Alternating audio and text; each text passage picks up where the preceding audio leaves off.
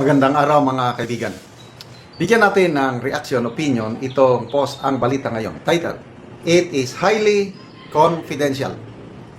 Tumanggi si dating Senador Antonio Trillanes Deport na magbigay ng detalye kaugnay ng umano'y pagpunta ng mga investigador ng International Criminal Court sa Pilipinas noong 2023. Sa panayam ng One News, nilinaw ni Trillanes na may kinalaman sa highly confidential na operasyon ang naturang usapin, kaya't hindi niya ito maaring isa publiko. Yung tungkol po sa mga operations ng ICC dito sa bansa, I'm sorry to say na hindi ako pwedeng mag-divulge ng information about it kasi highly confidential siya. Yan ang sabi ni Trillanes. Ayon pa sa kanya, ang pagbubunyag ng ganitong informasyon ay maaari aniyang maglagay sa panganib hindi lamang sa mga investigador kundi pati sa mga testigo. It will involve lives of not only the ICC investigators kundi pati yung mga testigo na nakakausap. Ang pahayag ni Trillanes ay lumabas kasabay sa kanyang pagtanggi sa aligasyong tumanggap umano siya ng $2 billion mula kay Saldico kaugnay ng ICC investigation sa kampanya kontra droga panahon ni dating Pangulong Duterte. Tinawag niya ang naturang aligasyon bilang paninira at obstruction of justice at iginit na may posibleng paglabag ito sa Rome Statute.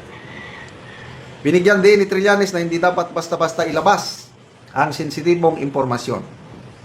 Itong ginagawa natin ay pagpurso ng hustisya through the ICC ay para sa ikabubuti ng mga pamilya ng biktima ng ating bansa. Ikabubuti ng bansa o para mapabagsak ang mga Duterte. So, okay lang para sa akin ha. Okay lang, magpunta dito yung mga ICC, mag-imbestiga, why na? Kailang ang masakit. Yung isipin mo na pera ng taong bayan ang ginagamit. Dapat yan gastos ng ICC. Hindi. Although, dinideny ni Trillanes, kailang kanya-kanyang opinion, naniniwala ko, si Saldico ang unang nagpahayag niyan sa kanyang video testimony na ang ICC operation sa bansa ay ginastusan ng mga politiko. Yung pala siya. Kaya lang, hindi gagawin yun ni Saldico on his own. May nag-utos sa kanya. Ganon lang yun ang opinion ko. So, sino ang nag-utos sa kanya? Siyempre, yung mas mataas kay Saldico. Oh, alam nyo na yun. Yung mga gustong mapatalsik ang mga Duterte sa politika sa Pilipinas para sila na lang maghari-hari. Kaya yun ang masakit para sa akin.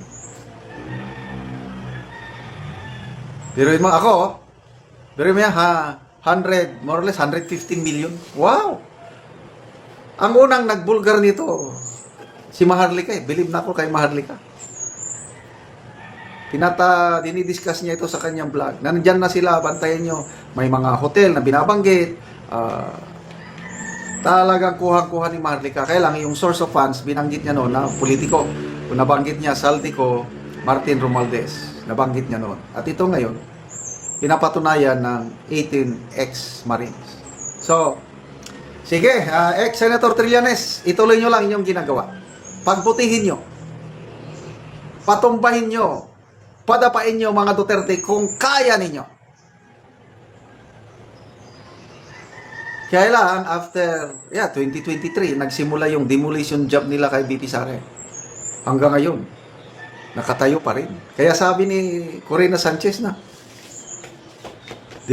our legs is our second heart. Dapat matibay ang ating mga leg muscles para maging healthy ka.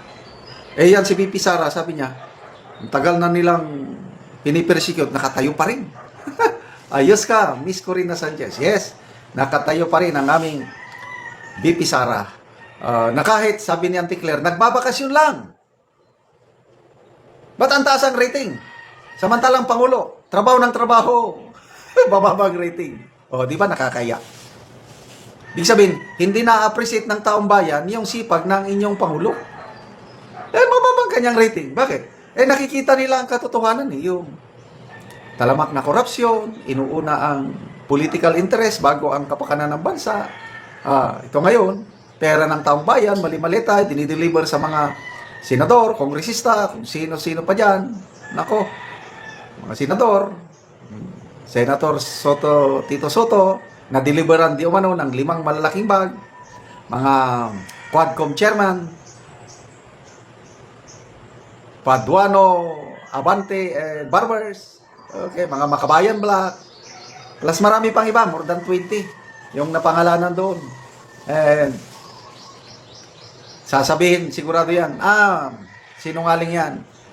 Ang problema nila ngayon, paano nila i-destroy ang credibility nitong ex-Marines. But to me, they are very, very credible dahil ano ang mapapala ng 18 Marines yan sa paglantad. Ako, retired na ako. O di sitting pretty na lang ako. Bakit pa ako lalantad na magtistigo ng ganyan? Malalagay lang sa alanganin, kapahamakan ang simpleng buhay ko ngayon. O bakit sila lumantad? Dahil hindi na nila matiis ang korupsyon na nangyari. Pareha sila ni Master Sergeant Orly Gutesa. Gusto niyang mga anak niya hindi mabuhay sa korap na sistema. So, saludo tayo sa mga Marines na ito. Ipagdasal po natin ang kaligtasan nila dahil mahirap ang kanilang pinagdadaanan.